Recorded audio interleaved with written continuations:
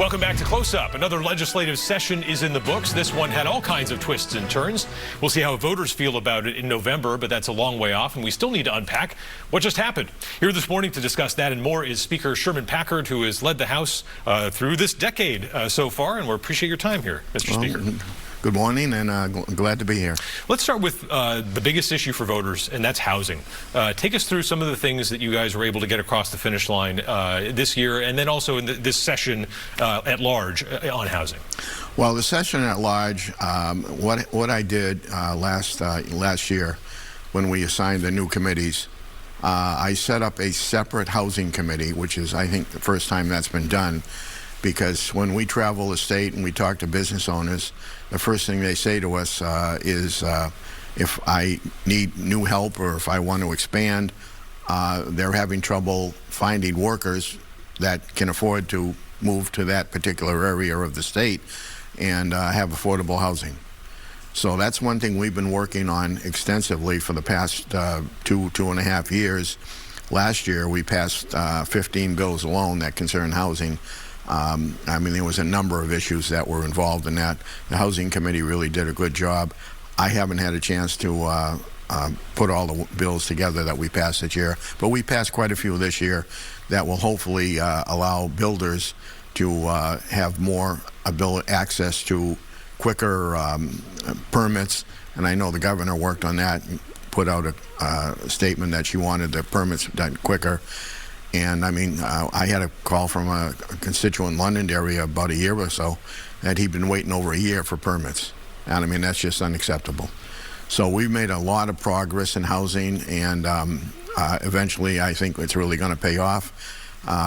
You know, I mean, we'll see what happens next session, and I'm probably pretty confident that, you know, we'll have a separate housing committee again. Yeah, and this isn't something where you can just flip the switch and add that housing stock. It's really going to be a long-term thing. It is a long-term thing, but what we're putting in is trying to get rid of some of the difficult, you know, different kind of regulations and that kind of thing. And so we're working on both ends, the regulation end and the legislative end.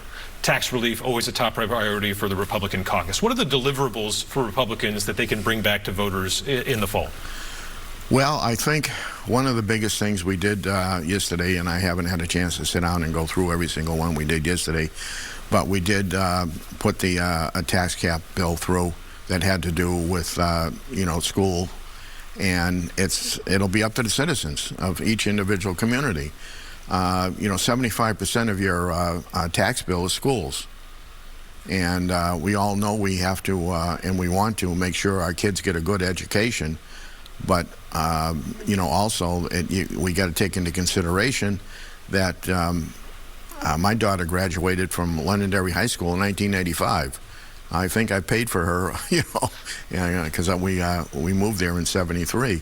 So I think at some point we've got to be realistic and look at how we can help seniors. And I know we've tried to do as much as we can for, you know, for veterans, and but we still got some work to do on that to try and figure out how we can do it. But the fact of the matter is, it's the citizens that actually vote for these budgets in all the towns. Yeah, and House Bill 1300 that passed, this is going to be every local municipality, every local government is going to have essentially on the ballot its own tax cap for property taxes. Yeah. This is a little different than usual, right? I mean, New Hampshire doesn't have a referendum process, but that's kind of like what this is at the local level.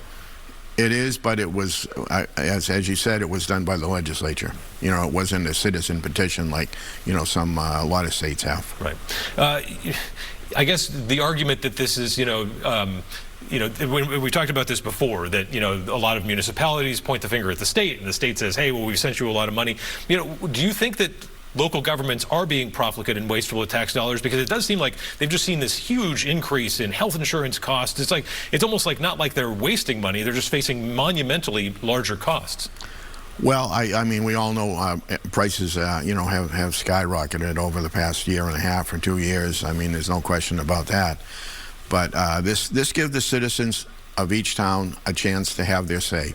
They can say no, they can say yes, they can arrange it the way they want to. I mean, I do want to make one point that we sent more money back to the cities and towns this year, you know, for schools than we've ever done.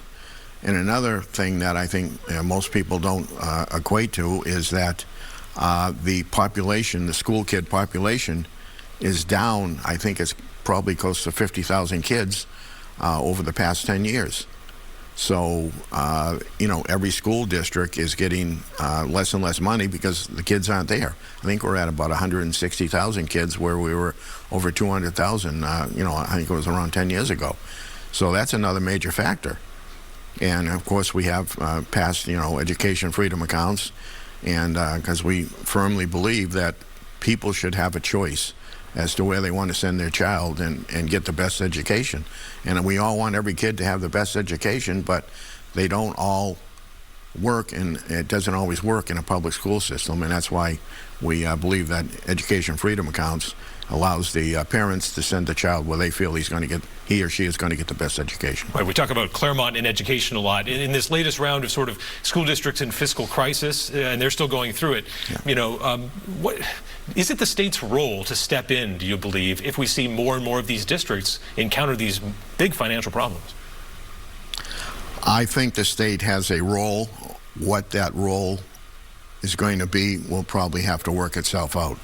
I mean, Claremont, I feel horrible for the citizens of Claremont, because that was just, you know, from everything we've seen so far, just terrible management and terrible people running the system. I mean, you know, that I wouldn't blame the citizens of Claremont, but certainly the school board should have probably picked up on this thing. When you're talking, you know, $5-6 million in a town that size, or actually Claremont's, I think, a city, but you know, that's just unacceptable. Yeah, you've been fighting an uphill battle against social media battles in the House and a lot of different decorum issues. Where do you think that's headed? I know you've really tried to rein this in, and it's been a struggle. I wish I could tell you that, Adam. It has been getting worse. These past couple of years, we've seen more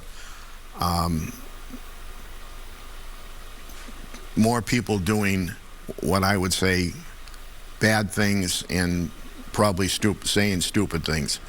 And frankly, I blame this on social media. We never had this when we didn't have social media. If you had a problem with somebody 25 years ago, you'd walk up and say, you know, can we sit down and talk? Now they put out a tweet or put something on TikTok or something like that, and it just escalates from that point. We just had that recent thing with you know, Representative Cochran. I don't understand. I just don't understand why people put some of that stuff out. And we've done I think we've tried to do best. And every year we have a speakers conference, a national speakers conference. And the past couple of years, speakers, regardless of what chamber, what state they're in, blue, red, have said the same thing, that one of the biggest problems they're running into in their chambers is the social media and the posts that people are putting out. Of course, we have it a lot worse with, you know, 400 members, but it's a problem across the country. It isn't just something that we're running into in New Hampshire. I think it's going to be something we're just going to have to continue to work on, and try and make people understand. Before we run out of time here, what's the plan for you? You coming back for one more term, 19th term? That is undetermined at this point. I'm not going to announce that. But you know, if I can just interject here, Adam, just so the citizens know, and I just want to make sure I get it right here. Mr. Packard, we're going to run out of time here, actually, with the program. Quickly, though, you're going to see if you're going to come back. Oh, I'm going to come back. Okay. Whether I come back as Speaker will be another issue. Okay. Mr. Packard, or Mr. Speaker, we appreciate the time. We'll be right back with Governor Kelly.